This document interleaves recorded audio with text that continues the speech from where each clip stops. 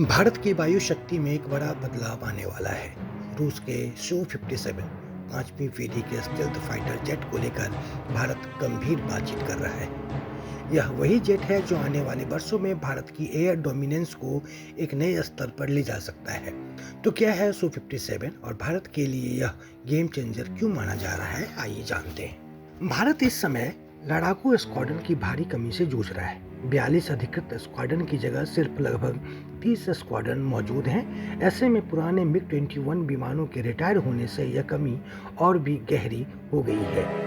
उधर चीन 2030 तक 1000 से ज्यादा फाइटर जेट्स का बेड़ा तैयार करने की राह पर है। यही वजह है कि भारत अब पांचवी पीढ़ी के स्टेल्थ फाइटर जेट Su-57 में गंभीर रुचि दिखा रहा है। Su-57 भारत को देगा अदृश्य रहने की स्टील्थ क्षमता, sensor fusion, super cruise speed और 14 तक हथियार ले जाने की ताकत, यानी एक ऐसा मल्टीजेट फाइटर जो एयर टू ग्राउंड और गहरे स्ट्राइक मिशन तीनों में माहिर है। इस सौदे की सबसे बड़ी बात है टेक्नोलॉजी ट्रांसफर, यानी भारत में ही HAL की नासिक फैक्ट्री में इसका स्थानीय उत्पादन संभव है।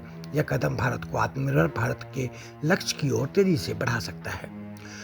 Su-57 का आगमन भारत के अपने पांचवी पीढ़ी के एमका प्रोग्राम को भी गति देगा। भारत इस प्लेटफॉर्म को अपनी जरूरतों के मुताबिक कस्टमाइज भी कर सकता है, जैसे कि संभावित 2 सीटर वेरिएंट जो मिशन को फ्लेक्सिबल बनाने में अहम भूमिका निभाता है। आर्थिक रूप से भी Su-57 भारत के लिए अधिक फायदेमंद है। यह F-35 जैसे पश्चिमी फाइटर जेट्स की तुलना में काफी सस्ता है। साथ ही इसके संचालन और रखरखाव की लागत भी कम मानी जाती है। Su-57 का हथियार प्रणाली भी बेहद शक्तिशाली है, विशेषकर R-37M मिसाइल, जो दुश्मन के एयरबोर्न अर्ली वार्निंग एयरक्राफ्ट को लंबी दूरी से निशाना बना सकती है। यानी भारत को मिलेगा एसिमेट्रिक एडवांटेज। रणनीतिक रूप से Su-57 भारत को देगा गहरे स्ट्राइक की क्षमता, दुश्मन की एयर डिफेंस को दबाने की शक्ति और हाई वैल्यू टारगेट इंटरसेप्शन। कम ऑपरेटिंग कॉस्ट और हाई सॉर्टी रेट इस लंबे हवाई अभियानों के लिए आदर्श बनाते हैं। हालांकि सौदे के साथ भू राजनीतिक चुनौतियां भी हैं, विशेषकर रूस की मौजूदा अंतर्राष्ट्रीय स्थिति को देखते हुए भारत को तत्काल सैन्य जरूरतों और दीर्घकालिक रणनीतिक स्वायत्तता के बीच संतुलन बनाना होगा।